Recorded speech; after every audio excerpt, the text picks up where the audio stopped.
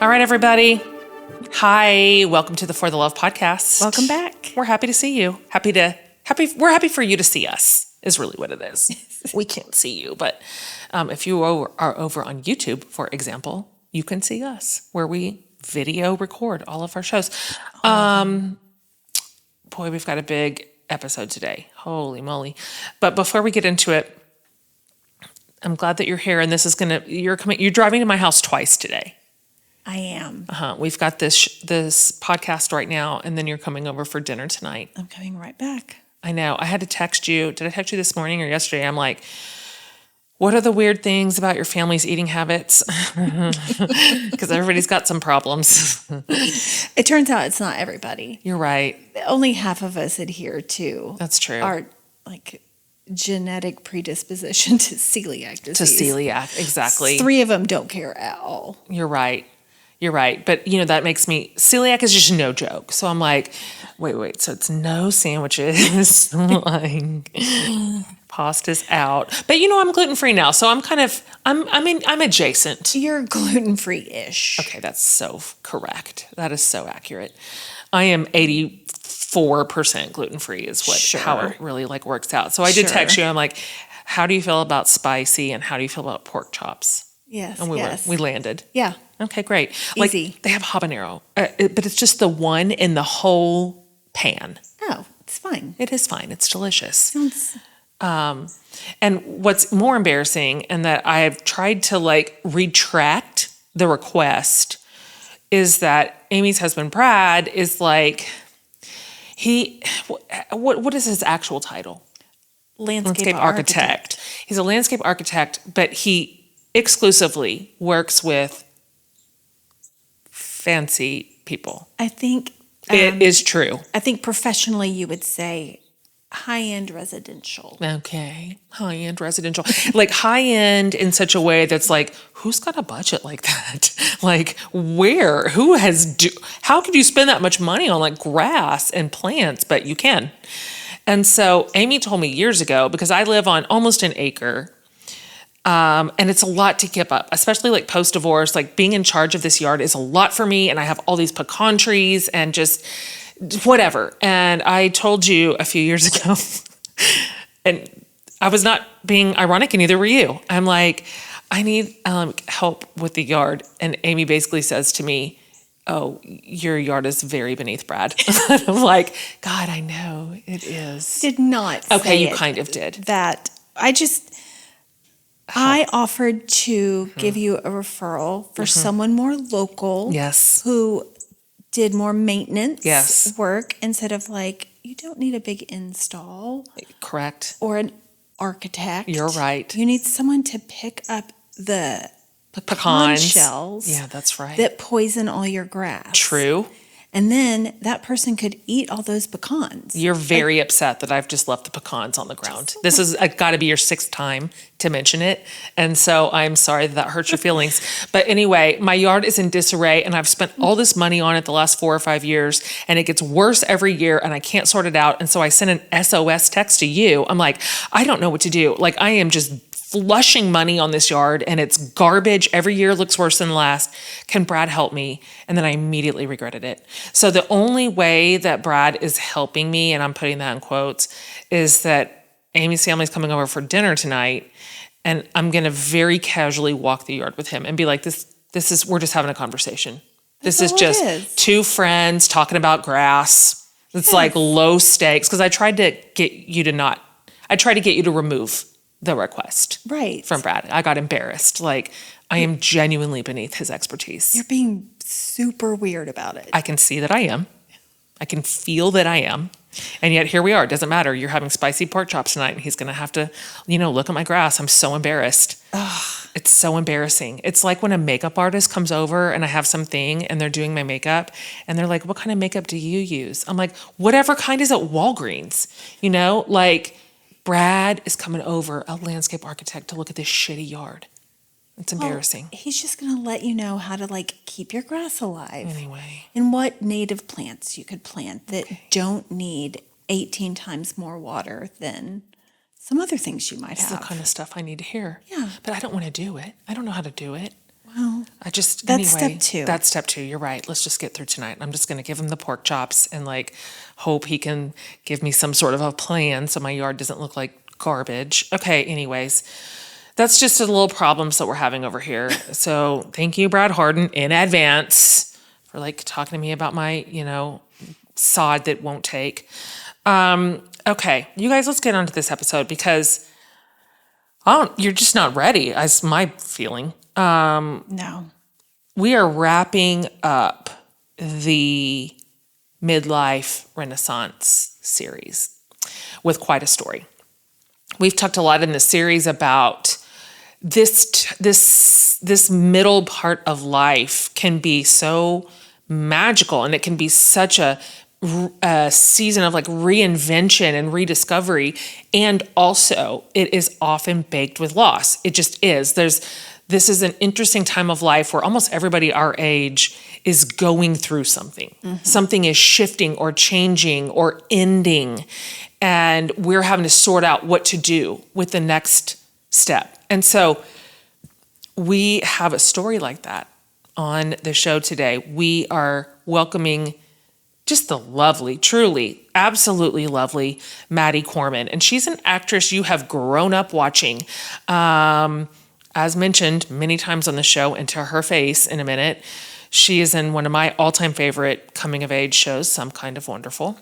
Maid in Manhattan. She was in Younger. She's in Curb Your Enthusiasm. Like, she's got a really long and impressive list of TV and film and stage credentials.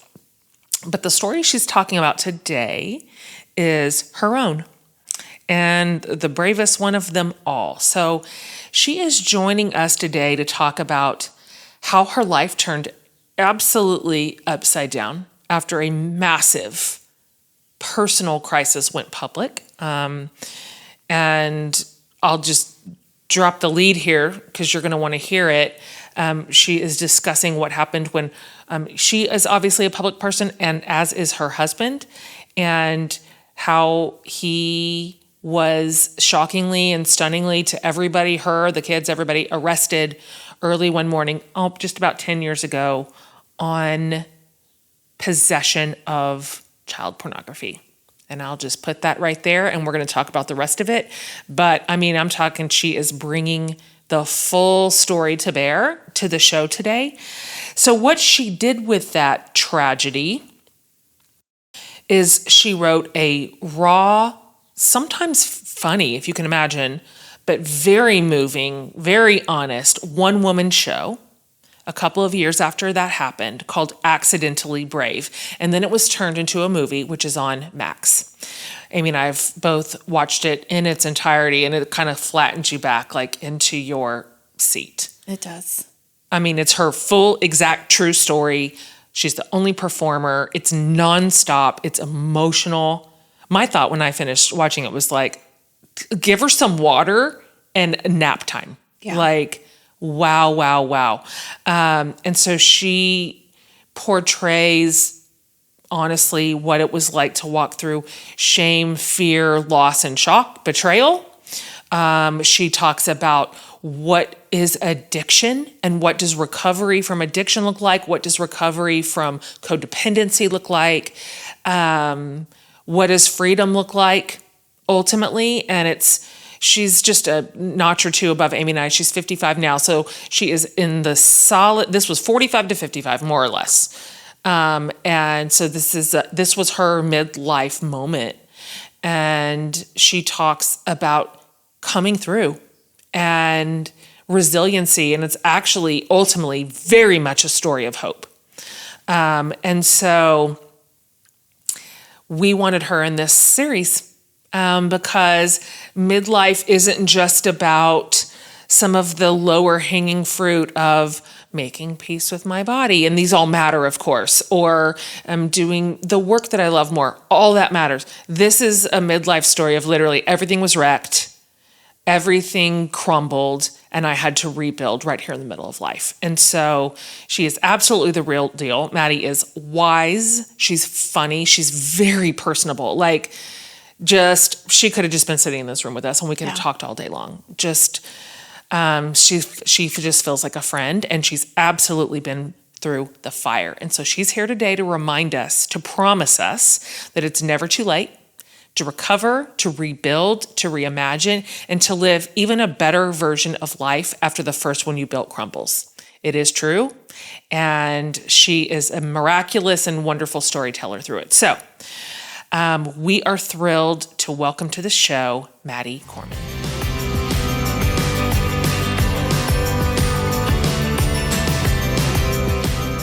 All right, Maddie, we are just so happy to meet you. I've grown up with you. I really have. I've grown up with you. You're so familiar to me. I've grown down with you, Jen. I mean that in a good way. Like, my soul has steadied with you. So I'm happy to hear you know who I am. I am a big fan, and I love the podcast. I've learned a lot. You too, Amy. I've learned a lot from you. Thank you. The other day, what did I hear? Self-comfort, not self-care. Like there's two separate things. I love that. Yeah. That's right. Sarah Gosh, we Bessie occasionally taught us get that. some zingers on here, Yeah. don't we?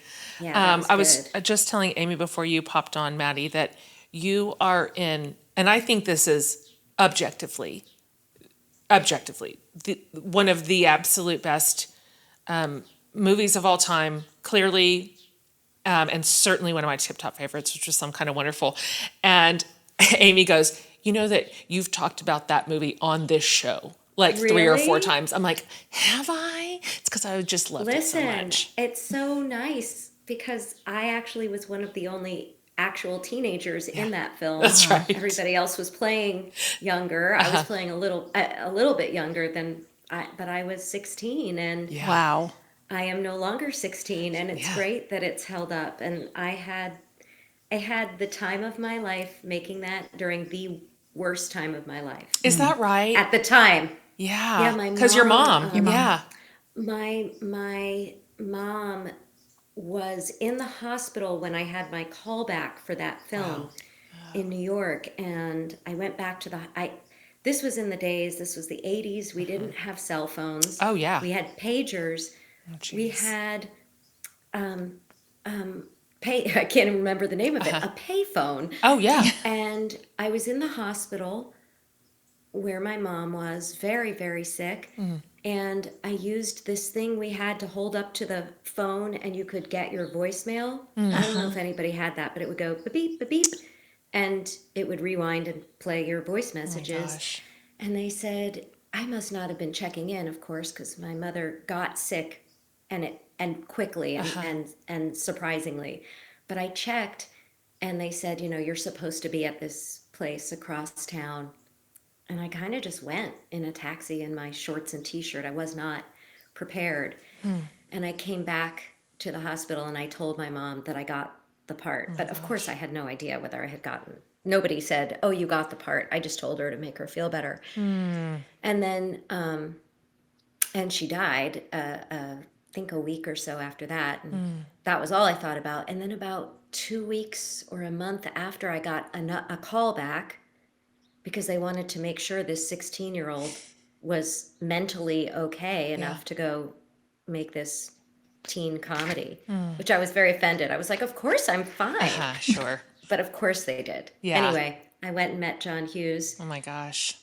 And then I actually did get to go shoot it. And it was a dream. I mean, it was wonderful. My little brother and my dad and I went out to California and got to forget about life by day. And then we'd all cry at night. Wow. Oh, So my gosh. it's a very special part of, and I wasn't miserable while I was making it. I was thrilled. It was great. I love some of those people are still very much in my life. Is that right? Yeah, Eric Stoltz is one of my dear. I mean, I still call him Big Brother, and he calls me Little Sister. That's amazing. Somehow he hasn't aged, and I have. But yeah, we have a very close. Let's get friendship. serious. You both look amazing. You Thank look you. exactly the same.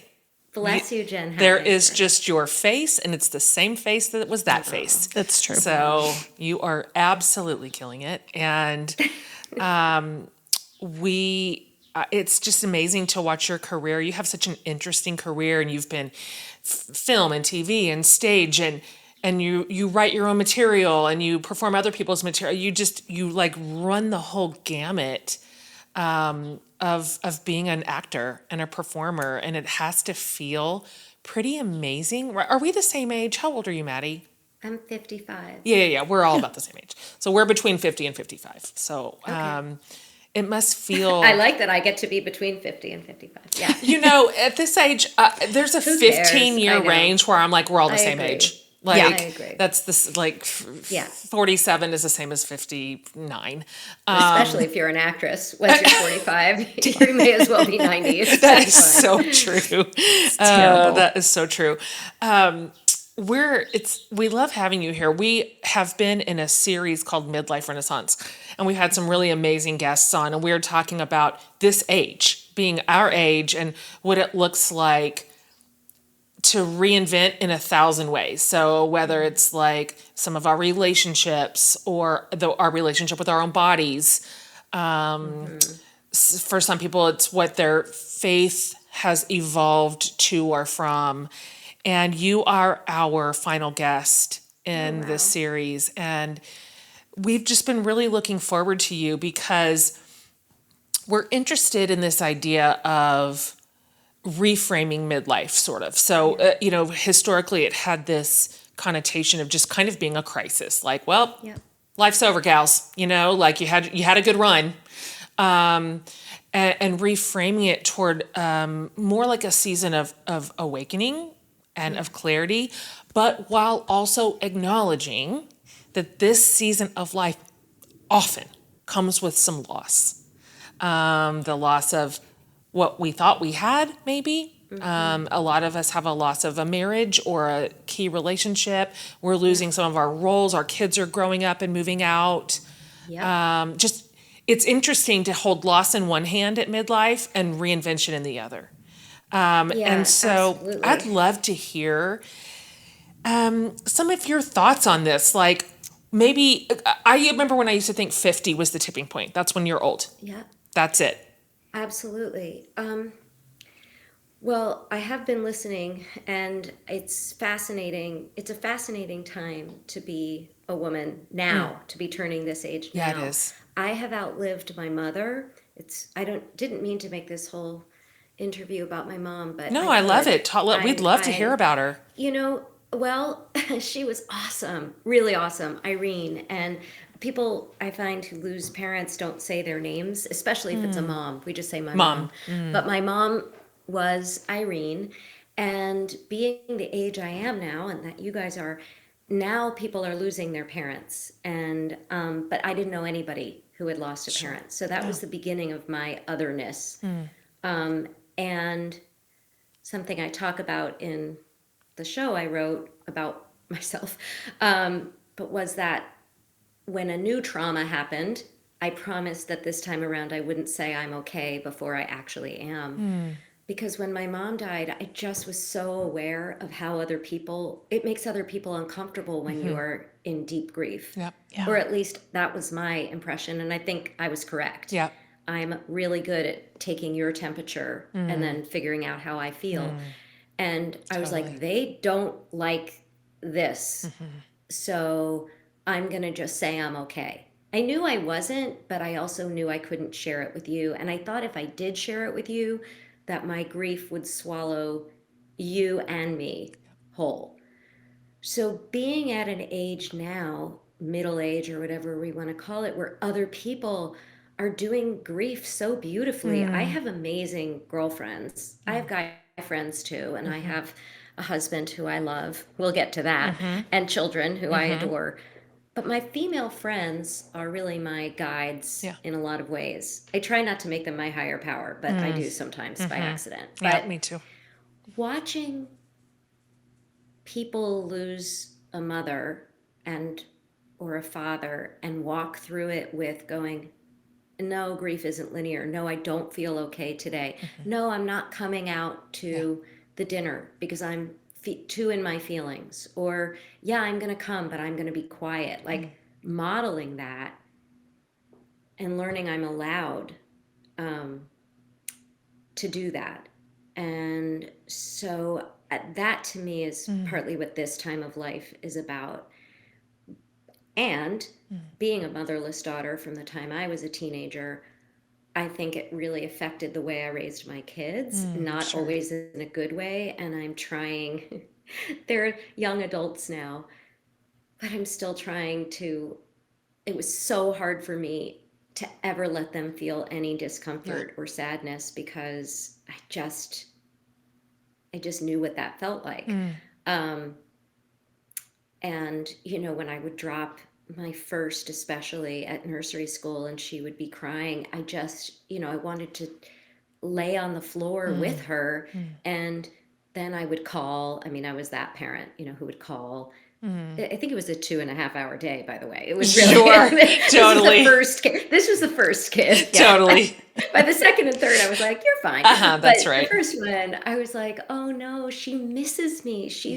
And I would call, and her teacher would say, she's fine. You left and she's okay. But I wasn't okay. I was still in it. So I think this time for me, being an empty nester has been really awesome. I thought it was going to be terrible, Yeah, yeah. but I love it. Letting I'm still talking all about my kids, but letting them have their relationships with each other. Yeah. One of my sons, I have twin boys and a girl, and one of my boys is doing a semester abroad, and the other two siblings took a trip and met him. Oh, I don't know what this has to do with my time of middle life, but somebody said to A me, lot. Are you having FOMO? And I said, not at all. Yeah, yeah. To me, the fact that they're together and no one's looking at me about what are we going to do for dinner, Totally. I was like, this my is the gosh. best. I love that they love each other, that That's they so want to be true. together. And I love that I don't have to, because even when they're not asking me to, when we're all together as a family, we all just go back to our roles. Totally. yeah. And suddenly the same me who tonight might eat out of a tin, Sure. like Yeah, yeah. whatever is left, and that's fine. Like I would never do that when Of my course. kids, like I would give them a plate of something. So perhaps I should look at treating myself better, but I also find I find this age to be a relief. Yeah. I have outlived my mother, so Yeah. there is something really powerful about that. I feel like not like I'm on borrowed time, but almost like bonus time. Yeah, yeah. Yeah. I went through a really, really big traumatic situation with my marriage and my family and my life. It's Yeah. coming up on 10 years now. Yeah, I just was doing the math yesterday. Yeah, me too.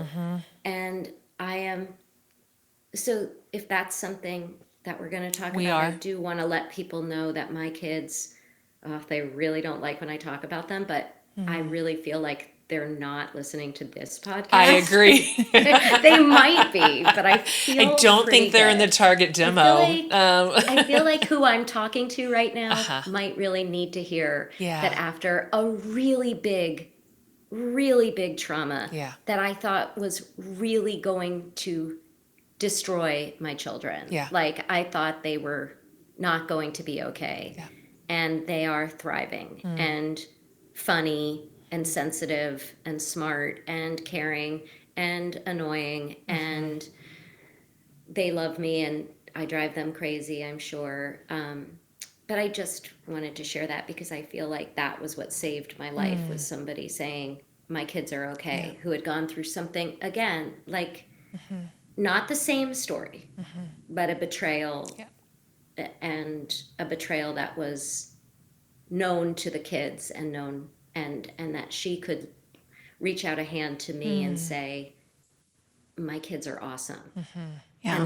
and they're better than awesome. And I was like, oh, this is anyway, that was very important for me to hear. So that's one of the reasons I like to come on and talk to people like you guys. I love that you included that. I think it very much is on point for the conversation to discuss what it is actually like to have growing young adult children. Because we have a billion kids. I have 5, Amy has 4, and mine are all now in their 20s too. But the thing that we thought when they were, little, elementary, middle, is, well, that's the end of it. That's the end of joy. or whatever we thought. But Yeah. it actually matters, I think, in the context of a midlife conversation to talk about, no, what it's really like to have grown kids and watch them launch and endure and be resilient and recover and then thrive. And it's a much better story, I think, than the one we were handed, right? When we were young moms. For sure. Much Yes. better. We're always talking about it. I love the young. Yeah. I love the bigs. Love the bigs. Oh, I love it too. And it's scary. And Oh my it's, gosh, yes. I don't have anyone I can look at. One of the things about my mother, which I aspire to be, is that she could, I swear to God, from the way I closed the door, go, tough day. Or, oh, what'd you, and I was like, how do you, and now I get that. Yeah. The umbilical cord goes all the way to Rome, Ohio, California. My kids are not nearby right this moment. And none of them. I've always had one within driving distance, and right now I don't. Yeah. Man. Yeah. There's so many cultural narratives around midlife, it being a decline. Word crisis is always used. Why do you think that story that's so powerful has stuck around for so long? And what do you think is the real story? I mean, Amy, that's such a good question. The woo-woo warrior part of me is like, well, it serves mankind with maybe an underline on man to keep us believing that this is not the most powerful time of our lives. That's right. Certainly. We also, I love TV and film and stage. I love it. I watch it. I'm in it. And we weren't given a lot of examples, at least on TV that I saw, of really, really powerful women coming into their prime when I was growing up. So I do think that it's important for us to feel it and to show it to the next generation. And I don't know why, because I'm not that smart, but I don't feel the way I thought I was going to feel at 55. And I don't look the way I thought I was going to look, for better or for worse. But I feel stronger than I did when I was 25. For sure. Yes. And I wish, it's kind of like what I say about the trauma in my life and my marriage. I wish I could have all the gifts, because there are gifts, but I wish I could have the cash and prizes without all the consequences. Yeah. I wish I could look like I looked when I was 25, but feel this strength and this connection and this, I did so many things I didn't want to do, and I really try not to do that anymore. I thought it was just because I went through so much, but it sounds like a lot of us, regardless of whether there's that big shakeup or not, can tap into that. For me, it was such a desperately sad thing to say this isn't what my life was supposed to look like. It put me down. I was on the bathroom floor saying that very thing. This isn't what it was supposed to look like. And now I just have had to redefine what success is, and what it's supposed to look like doesn't really matter so much, because it looked really good, but it didn't feel good, and it wasn't real. A lot of things in my life. Yeah. And it's still hard. Aging is hard. The other day I got up and I was like, did I twist my ankle in the night? Like, how does my ankle hurt? Totally. Between going to bed and going to That's pee? right. It doesn't make sense. So, and I want to be able, I love that people are talking about perimenopause and menopause, because, Me too. I never thought to ask my mom about that before she died. And I think that a lot of my friends who have moms didn't ask them, or aren't asking them about it. A friend of mine, who you guys should have on the show, Susan Dominus, wrote an article about menopause. And my father, my 89-year-old father, because it was in the New York Times, he read it and he was like, hey, Mad. I go, hey, Dad. How's your menopause? I was like, what? Oh, boy. But it was I was like, Oh, what? my gosh. But it was great. It was actually Great. really wild. I never in my life did I think. And then we spoke a little bit about hormones. And I actually said to him, I wish Mom were here. And he said, this is I keep bringing up weird things. You guys are, I'm off script. We want to But- hear about Irene, so but don't Irene- apologize. So my mom died so young. She had melanoma, but we didn't really know it. But she wasn't sick a long time. But my dad said, well, and my dad has a new not so new, a wonderful, wonderful wife who's my stepmother and has been since I was 19 Yeah. years old. And I love her. Pat. Love, love, love. But I didn't get to talk to my mom about menopause. And my dad said, well, now I've been with two women who've been through menopause. Yeah. And I was like, oh, so I actually learned that my mother, even though she died at 47, had early perimenopause, which Yeah. I didn't know. And so did I. So it was actually the fact that my father could talk about this. So I do think there's a power in this generation. And we're a weird, wonderful bunch who I think we're in between the women who put up with everything and the women who said this younger generation of whom I am related to. Yeah. And they're so brave and they're so ballsy and they Yep. speak up about everything. They And, do. and I'm like, oh, wait, we only talk about it if it's really extreme. Yeah, yeah. Like, because we don't want to be. And so I've learned from both the older generation and the younger Yep, generation me too. around this. But I love that there's a power in, I mean, I've learned this from you, Jen, and from Brene Brown and Glennon and Liz Gilbert and all the women who say, I can be vulnerable and honest and be powerful. That's right. Yeah. That's So right. I The only way. yeah, I thought I could really curate my story and curate my personality. And when, my husband got arrested and it was in all the papers, like I couldn't do that anymore. Yep. Yeah. The gig is up. Yep. Yeah. Well, we've referenced it, yeah. a couple of times, but let's talk about Accidentally Brave. It's a beautiful movie. It's now on HBO. It started out as a one-woman play off Broadway that you wrote and performed in solo in front of live audiences. It's so deeply personal and raw and vulnerable. What made you decide to put this part of your life on stage? Yeah. And what did you learn about yourself through this particular creative process? Yeah, sometimes I wonder what made me decide. It didn't seem like it was that crazy. Looking back, it's like, wait, what? But I tell stories. I usually do other people's scripts. Yeah. And honest to God, when all of this was happening, and for those of you that don't know, I know the details can be really upsetting. They were certainly upsetting to me. So I just, trigger warning for everybody. But my husband was arrested early one morning, coming up on 10 years ago. And it was a complete shock. My 3 children were home. I was on my way to work. And he was arrested and charged with charges of downloading illegal pornography, child sexual abuse pornography. And I say it's triggering because obviously I'm going to talk about my experience, but I want to be really clear with you guys and the audience that I am completely horrified by this.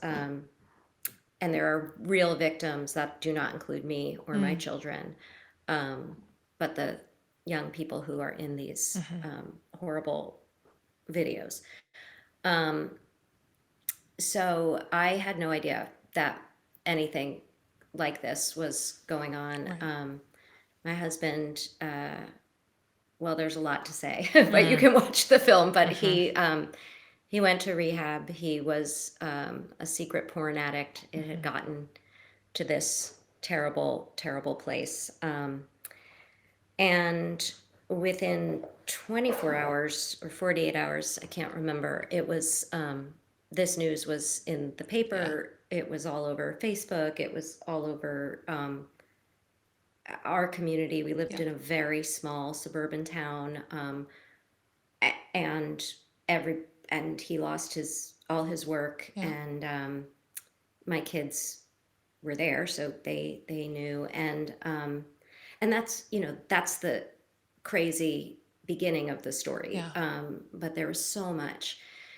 So the reason I call it accidentally brave is the story was out there. I don't know what I would have done if it had not been public. That, and obviously not all the story, and it's still not all the story. I still told I really wanted to tell a part of the story, because I talked earlier about being on the bathroom floor, but I was there a lot.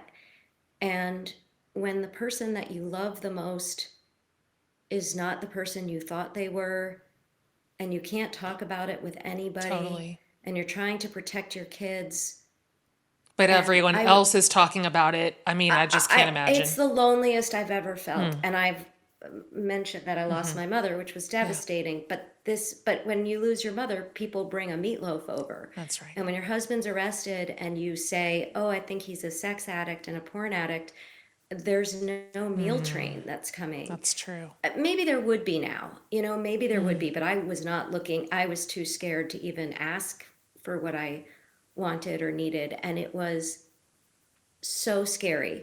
And and it wasn't like I should write a solo show about this. Sure. But I did think one day, I hope I can show people what this felt like, instead of, now today I may not look that great, but I worked hard to look like I'm casual and okay. But like, I really wanted to show the messiness of this, because that was what helped me, was when I started to find other women and men who had been through this, mostly women. It's so out of control. And there was something about, I didn't fully trust myself as a writer, but I trusted myself as an actor and storyteller to show this part of it. And it was important to me. I can't fully explain why. I can't fully explain how I wrote it. It really was, I mean, talk about your spirituality getting kicked up in middle age. Like, I had to. I always had kind of a secret, like, relationship with God, but there was nobody else. There was no place else to go. And so I really had to get really quiet. I also had to listen to myself in a way that I hadn't had to or wanted to. And there was just something in me that said, you can be of service. I didn't do it right away. I mean, it seems soon to a lot of people. It was a couple years in, but I was like, I don't know what to do with this. So I just started writing it. I certainly didn't think I would perform it. I just started writing about it. And some of the details felt so painful and important. And I didn't want to be the spokesperson for explaining sex addiction or porn addiction or pornography. I just wanted to say, this is what it felt like when my whole world fell apart, and I wanted to put my arms around my kids, and I wanted to hide my head under the sand, and I wanted to kill my husband, and I wanted to love my husband, and I didn't know what to do. And every time I poked my head out, there were people saying, you cannot stay. And there were people saying, you cannot leave. And there were so many opinions. And like I said earlier, I didn't even realize how much I care what you think of me. And that was taken away. I couldn't. It was, I just needed to see if the kids could be okay. And in that moment, maybe because I had lost a mom, maybe because I had had a 20-year marriage that was full of some really great stuff, maybe because I just saw this good man who had done looked at some really, really horrendous things. There was something that told me to just, and maybe because I found the world's greatest therapist who said, if you stay or if you leave, you're still going to have to do this work because you've just experienced severe Trauma. third-degree betrayal trauma. And that partner betrayal trauma is such a real thing. And I hadn't read about it. I hadn't heard about it. I had never heard anybody who had my story. But the woman who reached out to me, who I reference in the film, this angel person, had not had my story. Her husband's story was different, but she read the salacious details in the New York Yeah. Post and said, there's a family there that needs my help. And she was kind enough to say, hey, me too. And not, oh my God, I can't even imagine, which a lot of people say with deep love. But But that makes you feel lonely. Oh my God. I was like, yeah, I know. Yeah. But she said, I can imagine. And you got this. Your family's going to be better than okay. And here's where you go. And here's what you do. And there are books. They're just not. And there are doctors. And there are more of us than you'd think. And this person is beautiful and successful. And in all the old ways, I define success and the new ways. And just, she didn't need to do this. And she wasn't broken by her experience. And I just thought, well, she's a little crazy, but I'll be her project if that's. And at one point, I did say to her, well, what can I ever do for you? She really doesn't need anything from me. And she said, just do this for someone else.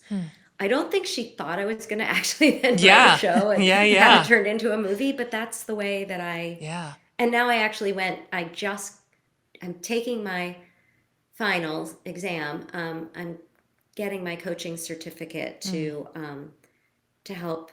I really do I do feel drawn to women in betrayal trauma. There are some men, I don't mean to gender it, but it's mostly, in my experience, women. And wow, you guys, the stories I have heard, the women, the warriors that I have met, who nobody knows their story. Nobody. And so they have had to be way better actress than I have ever been, because they walk through the world with a smile, either because they don't want the kids to know or they don't want the world to know. And I'm not talking about all illegal action. I'm just talking about women whose partners have betrayed them in one way or another. So I think that answered the question. How I did that show 8 times a week, I don't know. Gosh. I look back, I'm so tired now. Like after this, I'll have to take a nap. Totally. Somehow, I guess, I lived it. So that was harder than performing it. And also when I performed it, I was in control once again. Yeah. Yes, I told the story. Yes, I felt those feelings. But I also got to go, okay, and then there was this crazy part. And now I can tell you that I am okay. Look, I'm standing up and I'm taking a bow and I'm going out into the lobby after to give you guys a hug.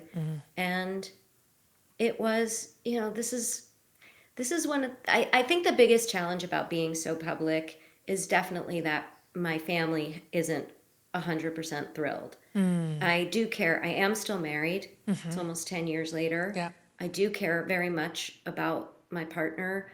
I care even more about my children. And this is their story to tell too. And they didn't have that choice. And then their mom went and made it more public. But that's one of the empowering things I think about being this age. I want to say to them, this is helping other people. And I do believe that's true. I was less comfortable saying to them, this is helping me. Yeah.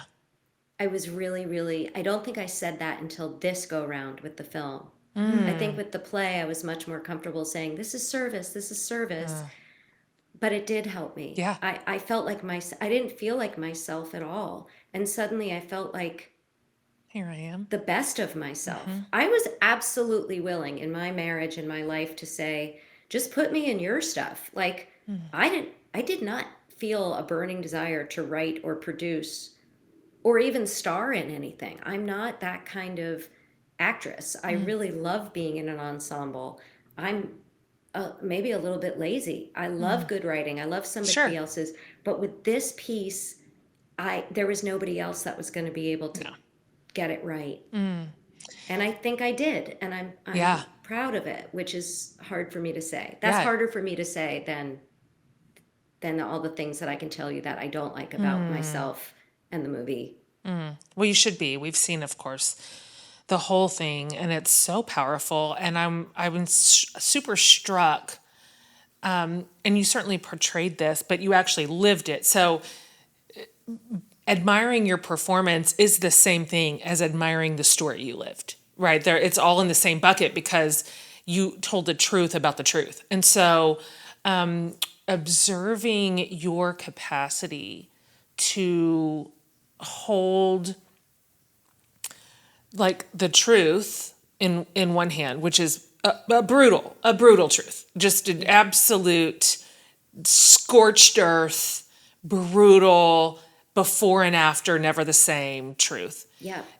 And then also like grace and compassion, on the other hand, was a marvel to watch because, I mean, in the show, I mean, we get parts of you where you're literally with your physical body curled on the ground screaming. Yeah. Is a part of the performance. And then we see these other portions where you are tender and soft and forgiving and gentle and so compassionate. And so I appreciate that because that's just how life is.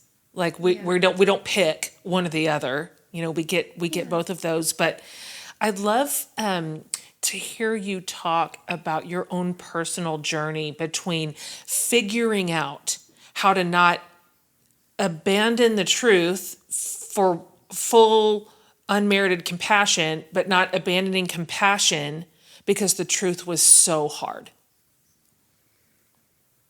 Yeah. I mean, I think it's both and, right? And I certainly had days where I was both full of grace and full of rage and full of fear. And then you might have seen me on the subway and you wouldn't know any of those things, you know? And I think that is what I wanted to show also, that I was interested in telling the story of not, oh, those people got divorced, oh, those people stayed together. It doesn't matter what the end of the story is. The middle is really hard. Yeah. It's not like, oh, well, you left, so everything's fine, or you stayed together, so I guess you were full of grace and acceptance and forgiveness the whole time. Absolutely not. Yeah. And I think that anyone who has loved an addict has to reach inside and go, I'm going to take a leap of faith and I'm going to start working on myself because I don't know what's going to happen. And I am a person who very much wants to know what's going to happen. I want control. I thought I made really smart choices in my life that were kind of like groovy and cool, but safe. And suddenly all of that was gone. Yeah. So I think the question that you asked, I don't fully have an answer for, but I know that a lot of people wanted to know, like, when did you find forgiveness? And I think a more important part for me was acceptance, because I didn't, like you said, it's like one day it's one thing and the other day you go, wait, I missed this thing that was, where's my history? What is my life? Who am I? Who are you? And it's not acceptable, but I had to accept it because it's what happened. Yeah. And to just walk around and have lunch with people and not talk about it, to come on this podcast and go, I don't want to talk about that part. I just want to talk about like some kind of wonderful, like, I just don't know how to do that. Of course. And that's why, somebody once said, why'd you do the show? And I said, so I didn't have to have lunch with you. And I mean, that is kind of true. Like, here's what happened in the last couple of years. I don't want, but I also do want people to know that it's not all one thing. Yeah. And also the good parts. That's just, like I said, I'm more comfortable telling you the bad parts. I find with my particular story and my particular marriage, I feel uncomfortable sharing how much I love my husband. I can see and that. how intimate and how intimacy can change and grow after betrayal. That feels more like I want to sink in my chair. And I think that's part of our culture right now too is, and by the way, I want to be really clear. I just interrupted myself, but say, I am not a martyr. I am not a stand by your man. You made vows. Absolutely not. In my particular case, I believe I was with someone who was sick, who I gave a chance to get well, and that is part of our story. But in so doing, I had to then go, oh, I need to look at myself. Yeah. I need to stop turning everything over to making a husband my higher power. I think I made my mom my higher power. So I think, oh, I know what I was going to say. Sorry. I get very excited to speak to you guys. But I think there's a lot of stories out there, and I watch them, I enjoy them, where it's like, kick the bastard out, you got rid of the bad guy, you win, and life is good. And in my experience, life is just more complicated than that. And in my story, life is more complicated than that. And I wanted to tell the truth about that because I know how lonely it is.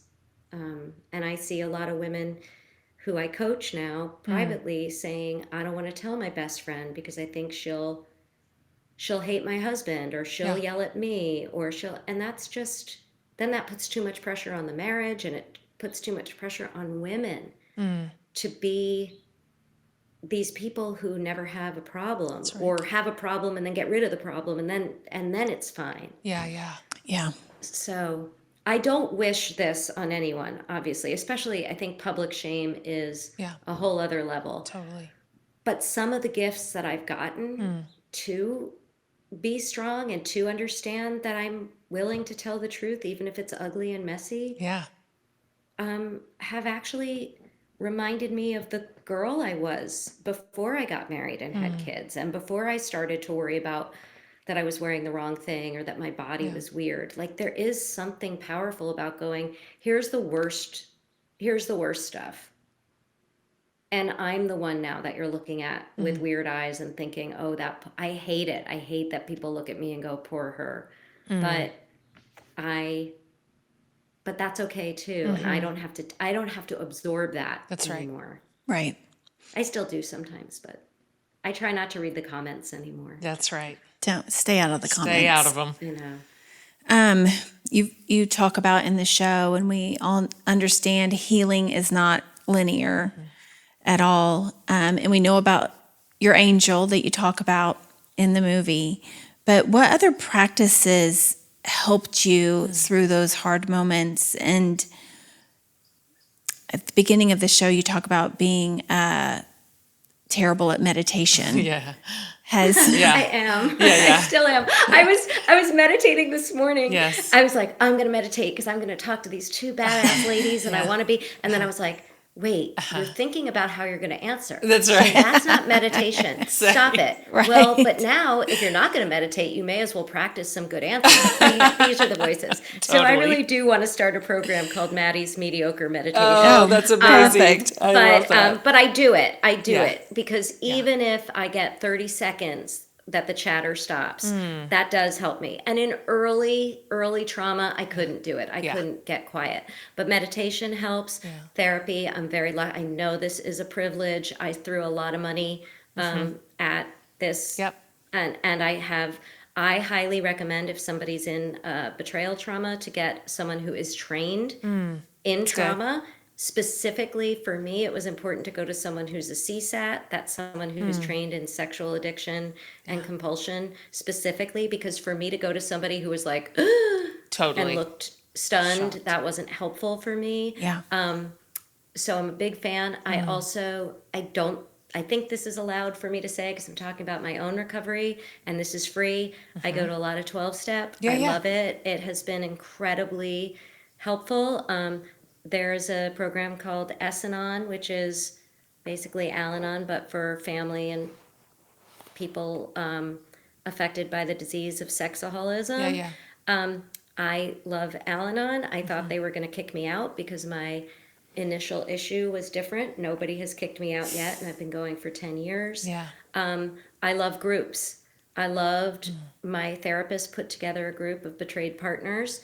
That was vital for me. Vital to be around other people that I could laugh with and cry with, and who were without judgment. So that was, and you know, that was my therapist put that together. But there are free resources. I went through this pre-COVID, but now there's so many Zoom meetings, podcasts. I will say that in my own recovery, another thing that's really helped in the last couple of years, I feel like I was holding up a car for like 8 years, and now I'm still holding up the car and no one's asking me to. Like the kids are not under the car, Yeah. the husband's not under the car, but my nervous system is still like, I got it, I got it. So and I love to talk, but I've heard enough of myself. So I'm doing a lot more body work. I Yeah. love somatic Yep. work. Yoga is really helpful for me. Breath work. Yep. I just did. I co-facilitated a retreat for women betrayed partners with a therapist, and we had a sound bath. We had breath work. We had specific yoga that was specifically targeting trauma centers. Yep. And I think keep going and find things that work for you. You know, things that used to make me feel good when I was in the throes of this catastrophe did not feel good anymore. The yoga place I went to was filled with people who I felt like were looking at me, Sure. either with pity or with terror. That wasn't good for me. So I had to go sitting still. I just, things literally tasted different. Yeah. I didn't know what would be good. So I had to keep trying.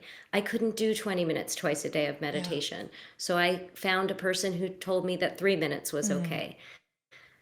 I loved being in groups. Some people hate groups. So I just think really, really listening. It's so funny because when you've been betrayed by the person that you trusted the most, your gut is like the last thing you think you have. Yeah. I was like, well, clearly I have no idea what's going on. That's right. But something in me knew something was going on. That's right. And so I actually did have to go, okay, what do I like? And what, even things I used to like were probably because, well, the kids also like them, or it made my husband happy. So this was good for me in some weird way. But I really think also, if you're feeling like, I'm talking to a specific group of people, but if you're feeling like, oh my God, I can't do all of this all the time, it's not forever. I mean, I still do a lot. I still do a lot in order to be moderately okay. But I was aiming for breathing. Yes. Like I was not okay Yes. in any way. Yep. And I have exceeded serenity. Like I've gone to joy, Yeah. I've gone to silly, I've gone to delight. And all I wanted was for my kids to not be destroyed. That's right. And to be able to breathe. Like I was not aiming high. And so I'm really, I have discovered delight again, but that took a lot of work, and I am all about finding what works for you and making it a priority. You know, I heard you guys say on another episode, we always talk about putting the oxygen mask on, and I was told to do that, but I didn't even know what the oxygen mask looked like. Totally. I was like, where is it? I'll do it, but just just give it to me. And nobody gave it to me. I had to figure out what it was. And it was easier for me to get the help I needed because I said, this is for my kids. It ultimately had to be for me, but I don't think I would have done it, except I couldn't move. Yeah. And I was like, she has to go to the dentist. So in order for me to get off the floor and get in the car and drive her to the dentist, I think I need to make a phone call to someone who's going to say something. Yeah. So, and I kept my circle really small. Yep. Anyway, sorry, I have a No, million. no. I love all this. I have a million resources because that's the other thing. I had lived 47 years or something when this happened, and I had never met another person who had gone through anything like this. Yep. P.S. It turns out I had. Yeah. Of course. They just didn't share about it. Of course. And now they have. Yeah. So if I know I'm going to get negative, and poor you guys will probably get negative feedback for having me on, but there are people who need to hear that you're going to be okay. That's right. And That's right. I love everything that you said, and learning to find and then use and put into practice all those tools and best practices is a lifeline. It's you can just never know how much I identify with all this. I think If we I had think 400 hours, I could just be like, same, same, same, same. I did that too. Me, yes, yes. And looking back, it's just, though it's an inch at a time. You inch your way back to the Yeah. sunshine, and it's so slow. And at the beginning, you just think, well, everything's ruined. I think I heard you Everything. say, well, I'll just never be happy again. So that's Yeah. my new baseline. I'll never be Yeah. happy again. So let me cobble together some like sad life that just gets me to the Yeah. finish line, I guess. But the Yeah. truth is, it's stunning how much we can recover and how resilient we are and how resilient our kids are. And it is actually shocking. I had somebody else call me like kind of like your angel, just out of the blue, who's fancy and famous, and she's like, get a pen. I've got 1 hour. I'm going to tell you everything there is to tell you. And I was stunned. Those words absolutely saw me through the first year. I went back to them like a Bible, but I would love, as we kind of wrap this up here, thinking about the women that are listening, because to your point, particularly in your context, this very disproportionately affects women, wives, Yes. wives and female partners, Yes. who find themselves in your shoes. So Yes. I'm thinking about that person listening. And so just if you had a moment to tell her something, let's say she's at the beginning, she's at the base of that mountain, and it's so impossible. It's all just so impossible, right? It's just like everything's destroyed. It's all impossible. Yeah. I'd love just to hear you give her what would you say? Yeah, I think I would say, I see you. I am you. I got you. You know, that's all. That's all I needed to hear. Is like, if you don't have any faith left, just borrow some of mine. I've said that before. And that's and I loved what you said, Jen. 1 inch at a time, 1 day at a time was way too much for me. For sure. It was 10 minutes at Yeah. a time, and it hasn't been linear. Just to be clear, like my recovery time is quicker, but I get triggered still. Yeah, I yeah. don't love that word. It's a little overused, like journey. But damn straight, when I Of course. look at it, when I see something on Instagram and Yep. go, ah, that could have been, there are still days. Me I too. miss, I live a couple houses now from my old house. That's really hard. I lost my house, Yeah. but I know a house is just a house. But it's still hard, and I think sometimes sharing that is helpful too. Yeah. To go, it's not like everything's perfect now, but it's so much better. And yeah, there are so many of us out there, It's true. and you're gonna be okay, and you don't even have to believe it, but find some people who do, Yeah. and be careful at the beginning. Be precious about who you share. Totally. I didn't have a choice. My story was Yep. out there. I do think there are some gifts in that. I do. It took me a long time to understand that there was a gift to not having to decide who to tell. It forces a reckoning. There's no like curating how you think you're gonna. Anyway, I don't wish that on people, but also there is something about secrets and how exhausting it is to carry the pain, but also keeping it a secret and also having to keep up appearances. Totally. So I hope that people who watch the film can go, oh wait, she's also not I mean, sometimes I'm a crazy person, but I am not that exceptional. I'm really not. I mean, women are doing amazing things all the time. Yeah. But I'm also not that crazy. Like, this happens to It does. a lot more people, and we don't talk about it. It's not fun to talk about. It's not fun to talk about. Let me tell you, we don't have all the time in the world, but the movie that won the Oscar about sex workers is so triggering to so many of my people in my world. And, we just are watching the Oscars, Yeah. and God bless her. I think that Mikey is a great actress. Yeah. But just there's a like lot that. of people. Yeah, that this is not, and that wasn't my partner's particular form of acting out. And sorry to just like slam this into the end of the episode, Yeah.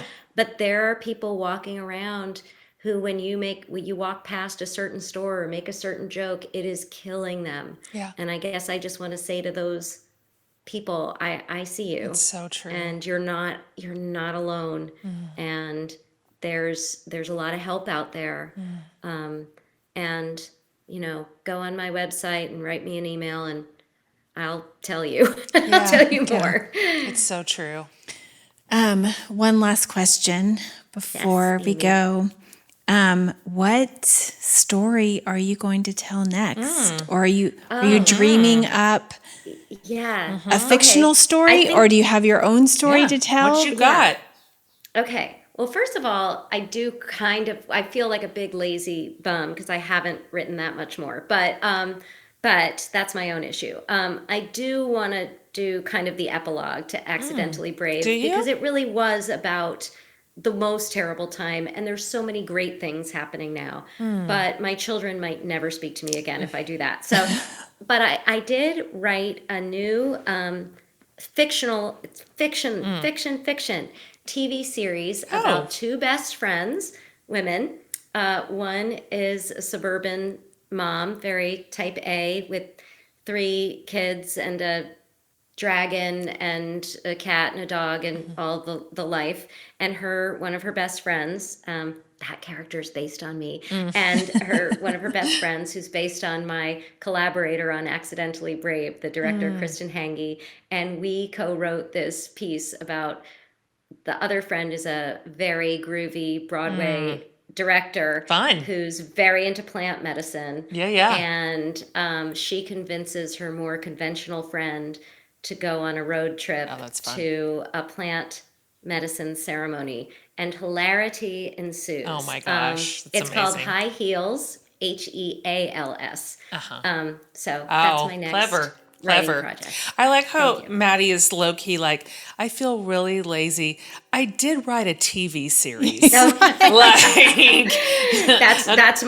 the next issue. I've got some sis. issues. Yeah, You got I've some issues. Yeah, for sure. The other thing I didn't mention in the things that helped me, when we were talking about self-care versus what's the other one? Comfort. Self-comfort. I love self-comfort, and I'm a big fan of terrible television. Absolutely. I do not go highbrow. I go super low. Absolutely. And I have a really, really great group of girlfriends that showed up for me as best they could when this was not their world, and have been. I'm so happy that I'm not the lead story anymore, that I can just go hang out and support them. Yeah.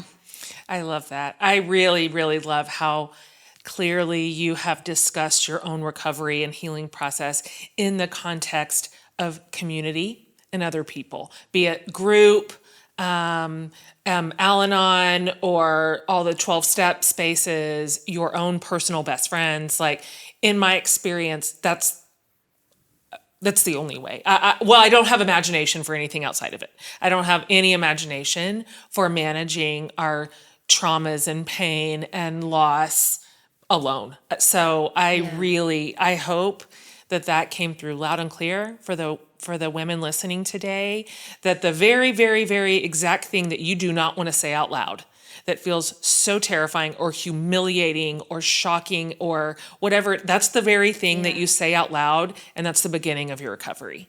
And so it's a terrible truth, but it's how it works.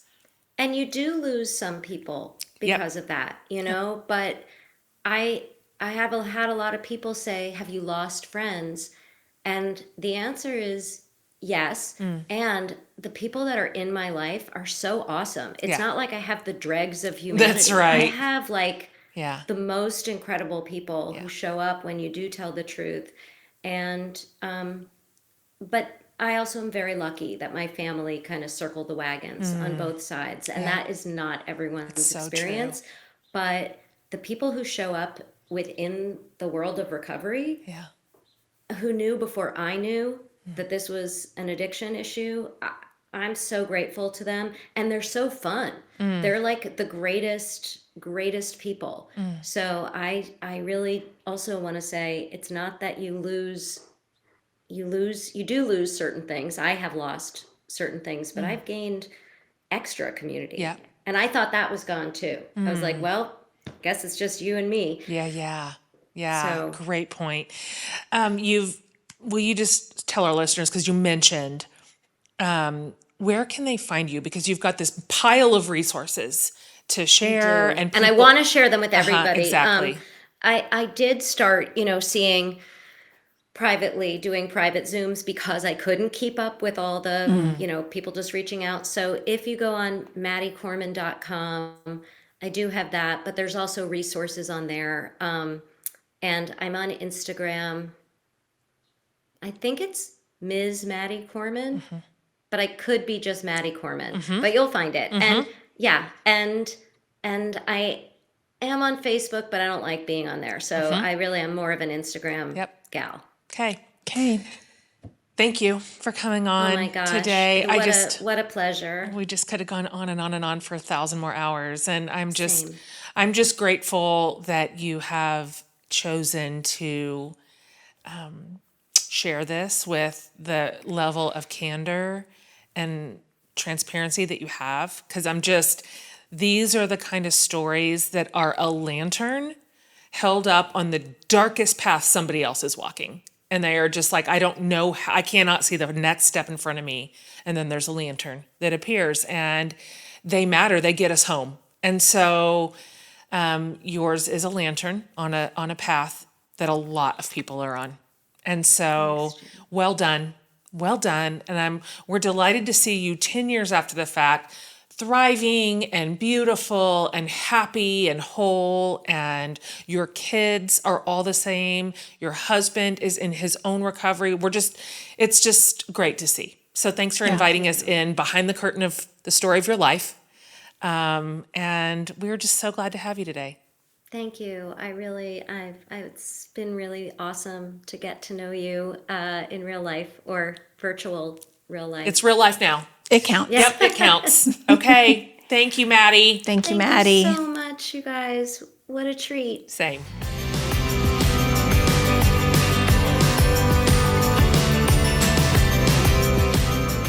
All right, everybody. Thank you for being here today. As promised, if you go over to jenhatmaker.com, under the podcast tab, I'm going to put all this over there for you, all of Maddie's website and her resources. Again, if this is anywhere near your story and you are out there like fighting your way through the forest, trying to figure out where's the sunlight, these are resources we'd love to put in your hands, that you are not alone, and there is a path that other people have carved that is reliable and helpful and useful and not lonely. And so we will put all that over there for you. Also, if you would like to share your response to this episode or your own personal story or some of the own tools or resources that you used in your own healing process, we would love to hear it. Over there, on that page, you will see a send voicemail button underneath podcast on my website. And all you do is hit it, and you can leave us a minute or two message and give us your thoughts and tell us your response or your story. And we listen to all of those, and some of them will make them on the show. We'd love to hear from you, and we're always delighted to put any episode in your hands that we think is going to serve you in any way. And so for those of you who needed to hear this conversation today, we love you. And keep going. And I genuinely believe, having lived so much of this my own self, that your brightest, most beautiful days are still ahead of you. So thank you for joining us this week and for this entire series. If you've missed any of it, go back and pick them up. They are all brilliant. Make sure you're subscribing to the show wherever you listen to podcasts, and it'll just create the library for you. And so you will have every single episode. You won't have to go hunt it down because the whole series has been fire. And then next week we kick it off with some new episodes. All right, you guys, thank you so much for being here, and we love you. We'll see you next week.